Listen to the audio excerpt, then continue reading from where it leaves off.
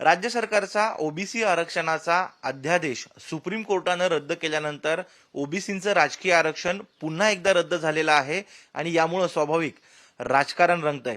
या विषयावर चर्चा करण्यासाठी आपल्या सोबत आहेत या विषयातले सक्रिय घटक असणारे प्राध्यापक हरी नरके सर. सर, आता दोन्ही बाजूनं राजकारण सुरू झालेलं आहे. महाविकास आघाडी म्हणते की इम्पेरिकल डेटा दिला नाही आणि भाजप म्हणते की हे महाविकास आघाडीचं नाकर्तेपण आहे. कशा प्रकारे बघायचं?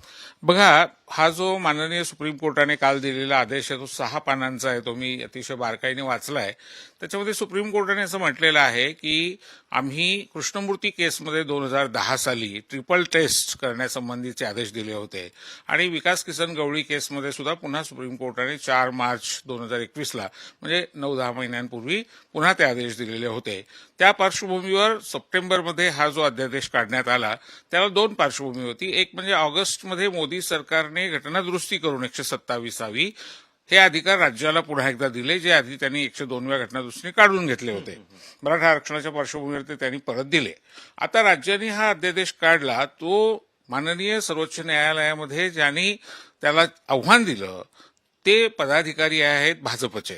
आम्ही त्यांची सगळी माहिती काढली. राहुल रमेश वाघ हे जळगावचे भारतीय जनता पक्षाचे सरचिटणीस आहेत आणि त्यांचे मोदी साहेबांबरोबर, देवेंद्र फडणवीस साहेबांबरोबर, गिरीश महाजनांबरोबर फोटो आहेत आणि त्यांनी फेसबुकवर ते फोटो आजही ठेवलेले आहेत आणि अतिशय अभिमानाने पक्षाच्या वेगवेगळ्या पोस्टर्सवर त्यांचे फोटो आहेत. तर याच्यामागे कोण आहे हे आपल्याला स्पष्ट होतं. एक. दुसरं, मला स्वतःला असं वाटतं की हा अध्यादेश सरकारने का काढला, तर जेव्हा माननीय मुख्यमंत्र्यांनी या विषयावर विचारविनिमय करण्यासाठी 2 बैठका सर्व पक्षीय अशा घेतल्या होत्या आणि महाराष्ट्रातल्या भारतीय जनता पक्षासकट छोट्या मोठ्या 52 पक्षांना त्याचं निमंत्रण होतं, त्या ठिकाणी देवेंद्र फडणवीसांनी ही कल्पना मांडली की असा अध्यादेश काढल्यानंतर हे आरक्षण आपल्याला सुरक्षित करता येईल आणि हा अध्यादेश टिकेल याची खात्री मी देतो. दोन्ही बैठकांमध्ये त्यांनी नुसता आग्रह केला नाही, त्यांनी हट्ट धरला. एवढंच नाही तर त्यांनी लॉ डिपार्टमेंटच्या अधिकाऱ्यांबरोबर बैठका घेतल्या आणि या संपूर्ण अध्यादेशाचा प्रत्येक शब्द हा देवेंद्र फडणवीस जे वकील आहेत आणि जे विरोधी पक्ष नेते आहेत आणि माजी मुख्यमंत्री आहेत त्यांनी लिहिला. आता हा अध्यादेश आव्हान त्याला द्यायचं, तेही पुन्हा अशा पद्धतीने आपल्याच कार्यकर्त्याकरवी तो काढायला लावायचा, ते सुद्धा आग्रह धरून. मला याच्यामध्ये अडचण अशी दिसती आहे की महाविकास आघाडी सरकार जे आहे, जे काँग्रेस, राष्ट्रवादी आणि शिवसेनेचं आहे, त्यांनाही माहिती आहे की फडणवीस विरोधी पक्ष नेते आहेत आणि ते आपल्याला तोंडघशी पाडणार आहेत, तरी त्यांनी ऐकलं का? म्हणजे त्यांची अशी काय मजबुरी होती की त्यांनी देवेंद्र फडणवीसांचा हा सल्ला किंवा ज्याला बदसल्ला म्हणतात तो मानला? नंबर 1. नंबर 2, राजकारण करण्यासाठीच तर फडणवीसांनी ही गेम केलेली आहे. म्हणजे एका बाजूला आम्ही ओबीसीच्या बाजूचे आहोत असाही देखावा करायचा, दुसऱ्या बाजूला ओबीसीचं आरक्षण काढून पण घ्यायचं, तिसऱ्या बाजूला अतिशय महत्वाचा मुद्दा तो आहे की हे आरक्षण सुप्रीम कोर्ट असं म्हणतं की no data no reservation, data द्या. आता हा डेटा आहे कोणाकडे? हा डेटा मोदी साहेबांच्याकडे, जो मनमोहन सिंग सरकारने 2011 साली समीर भुजबळ यांच्या मागणीवरनं केलेला होता. तो 5,000 कोटी रुपये खर्च केलेला डेटा केंद्र सरकारकडे आहे. केंद्र सरकार ओबीसी विरोधासाठी रोहिणी आयोगाला हा डेटा देत आहे, पण ते हे आरक्षण वाचवण्यासाठी देत नाही. कालावधी आता खूप झाला, जवळपास 8-9 महिने गेले, तेवढ्यात राज्य सरकारचा गोळा झाला नसता का डेटा? हा, राज्य सरकारने या संबंधामध्ये डेडिकेटेड कमिशन नेमलं. न्यायमूर्ती आनंद निरगुडे यांच्या अध्यक्षतेखाली आयोग नेमल्यानंतर जून महिन्याच्या शेवटी त्यानं हे आदेश दिले. त्यालाही आता 4-5 महिने झाले. त्या आयोगाने हा डेटा जमा करण्यासंबंधीचा प्रस्ताव राज्य सरकारला दिला. राज्य सरकारकडे त्यांनी निधी, कर्मचारी, कार्यालय आणि यंत्रणेची मागणी केली. दुःखाची गोष्ट ही आहे की या सरकारमध्ये या 4 खात्यांमध्ये समन्वयच नाही. ह्या आयोगाचा जो काही कामकाजाचा भाग आहे तो सामाजिक न्याय आणि बहुजन कल्याण खात्याचे मंत्री जे काँग्रेसचे आहेत वडेट्टीवार त्यांच्याकडे आहे. हा जो अध्यादेश काढण्यात आलाय तो जिल्हा परिषद ग्रामपंचायतींसाठीचा, नगर विकास, ग्रामीण विकास खात्याने काढलाय. ते खातं हसन मुश्रीफ राष्ट्रवादीचे आहेत त्यांच्याकडे आहे. महापालिकांच्या निवडणुकांसंबंधीचा अध्यादेश जो आहे तो नगर विकास खात्याचा एकनाथ शिंदे शिवसेनेचे त्यांच्याकडे ते खातं आहे. आता मला दिसतंय ते असं की हसन मुश्रीफ आणि एकनाथ शिंदे गेल्या 9 महिन्यामध्ये या विषयावर ब्रशब्द बोललेले नाहीत.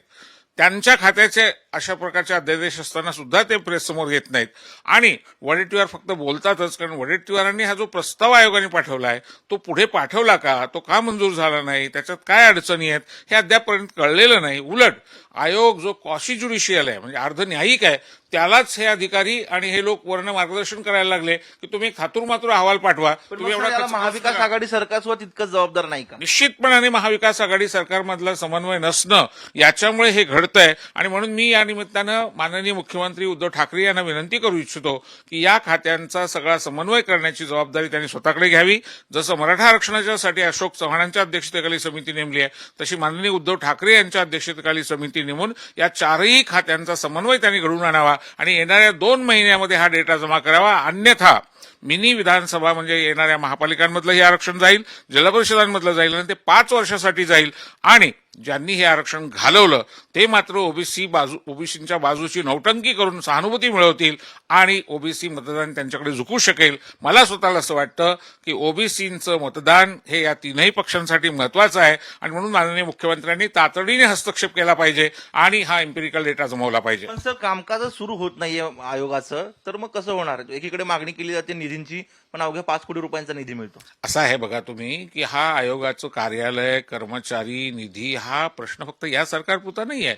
5 वर्ष देवेंद्र फडणवीसांनी सुद्धा काही दिलं नाही. तुम्ही एक लक्षात घ्या, त्या आयोगावर मी काम केलेलं आहे. या आयोगाची जी उपेक्षा आहे ती आजची गोष्ट नाही आहे. या आयोगाच्या बाबतीमध्ये फडणवीसांच्या काळात सुद्धा 5 वर्ष ना कार्यालय मिळालं, ना निधी मिळाला, ना कर्मचारी मिळाले.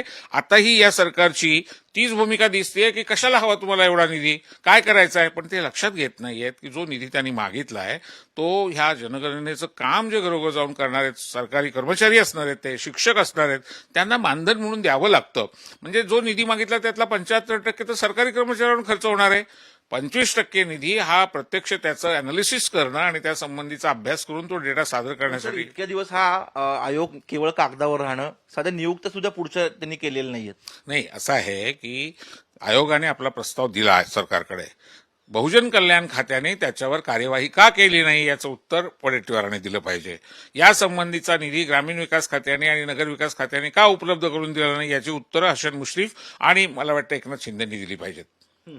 सर, आता पुढचा मार्ग नेमका काय? आता परत हे आरक्षण मिळवण्यासाठी काय करावं लागेल, साधारण किती कालावधी लागेल, आणि दुसरीकडे आता निवडणुका सुद्धा तोंडावरती आहेत. असं आहे की त्यांना आपण मिनी विधानसभा म्हणतो, त्या मोठ्या महापालिका मुंबई, ठाणे, नाशिक, नागपूर, पुणे, पिंपरी चिंचवड, औरंगाबाद ह्या आता येत आहेत आणि त्याच्या आधी हे जर का करायचं असेल तर त्याला एक तर केंद्र सरकार डेटा देत नाहीये, सुप्रीम कोर्टात याचिका पेंडिंग आहे, सुप्रीम कोर्ट त्याच्यावर आदेश देत नाहीये. सुप्रीम कोर्ट याबाबत मात्र व्हिडिओ कॉन्फरन्सद्वारे सुनावणी घेऊन एका सुनावणीमध्ये स्थगिती देतं. तिकडे मात्र सुनावण्या होत राहतात परंतु त्याच्यावर निकाल येत नाही. मोदी सरकारला आदेश दिला जात नाही एका बाजूला. दुसऱ्या बाजूला राज्य सरकारने हे काम करायला हवंय. त्या संबंधामध्ये राज्य सरकारचं जे काही आता आपण पाहिलं की ज्या पद्धतीने त्याला वेग द्यायला पाहिजे तो दिला जात नाहीये. अशा परिस्थितीत एक आणि एकच मार्ग शिल्लक आहे. येणाऱ्या 2 महिन्यामध्ये माननीय मुख्यमंत्र्यांनी स्वतःकडे ही जबाबदारी घेऊन जर हे केलं नाही तर 5 वर्षासाठी हे आरक्षण गेलं म्हणून समजा. पण सर, शेवटचा प्रश्न, तुम्ही सगळी ही प्रक्रिया जवळून पाहताय, तुम्ही या सगळ्याचा एक घटक सुद्धा आहात, असं असताना ही उदासीनता का? असं आहे की मोले घातले रडाया, नाही असू नाही माया. या सरकारमधले सुद्धा बरेच लोक असे आहेत आणि आधीच्या सरकारमधले तर होते, अगदी नेत्यांपासून सगळे होते. एक प्रकारे ओबीसी आरक्षणाच्या विषयीची अनास्था, ओबीसी या घटकाविषयी, भटक्या विमुक्तांविषयी, विशेष मागास प्रवर्गाविषयीची अनास्था. आणि त्याचं एक कारण हे पण आहे की हाही वर्ग अतिशय सुस्त आहे, हाही वर्ग झोपलेला आहे. त्याचं आरक्षण 56,000 लोकांचं महाराष्ट्रातलं गेलं, देशातलं 11 लाख लोकांचं गेलंय. पण ज्या पद्धतीने त्याचा उद्रेक व्हायला पाहिजे तो होताना दिसत नाही आणि मग राज्यकर्ते लोकांना फक्त वोट बँकेची भाषा कळते.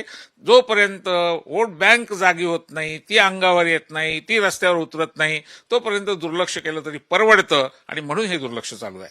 सरांनी अतिशय महत्वाचे मुद्दे मांडलेले आहेत की जो आरोप केलेला आहे त्यातला प्रमुख आरोप हा की हे देवेंद्र फडणवीस यांचीच राजकीय गेम होती का, असा सुद्धा प्रश्न सरांना पडलेला आहे. मात्र दुसरी आणखीन एक महत्वाची बाब म्हणजे या बाबतीमध्ये महाविकास आघाडीतील सुद्धा काही घटक या बाबतीत अनास्था दाखवतायत का, हा सुद्धा प्रश्न उपस्थित होत आहे.